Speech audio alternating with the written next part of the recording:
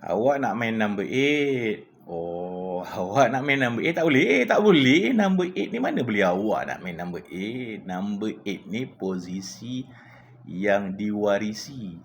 Posisi yang dianugerahkan kepada awak biasanya oleh head coach awak, kepada awak. Awak tahun ni awak main number 8. Mana ada? Coach, saya nak main number 8. Tak dapat. Tak dapat. Dia banyak kriteria nak dapat jadi main number 8 ni.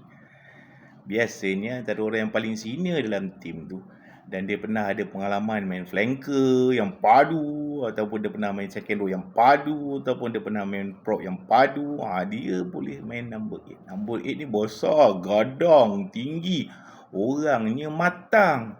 Silap-silap baru umur berapa dah bermisai, berjanggut, berbulu dada bagai.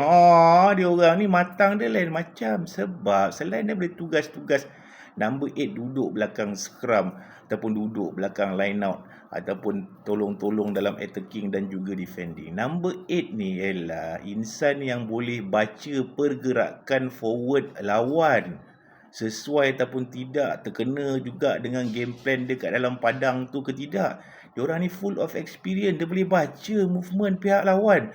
Dia boleh bagi nasihat kepada kapten dia. Dia boleh jadi tukang cakap kepada barisan forward dia untuk puji-puji kalau pemain-pemain forward dia tu main dengan baik apa semua kan. Itu gunanya number 8.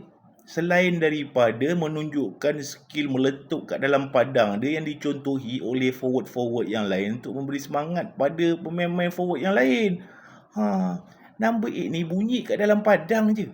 Segala apa yang keluar daripada mulut dia, geng-geng yang gemuk-gemuk yang lain tu dengar dengan teliti. Sebab tu number 8 ni jarang-jarang buka mulut dekat luar padang. Jarang-jarang. Kalau mak-mak peti dengar number 8 buka mulut kat luar padang, silap-silap jadi calon menantu terus. Itu benda betul, bukannya main-main.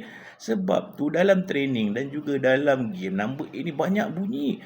Dia akan nasihat kawan-kawan dia dan menjadi contoh kepada kawan-kawan dia. Cara main dia sebiji macam flankers combine dengan second row.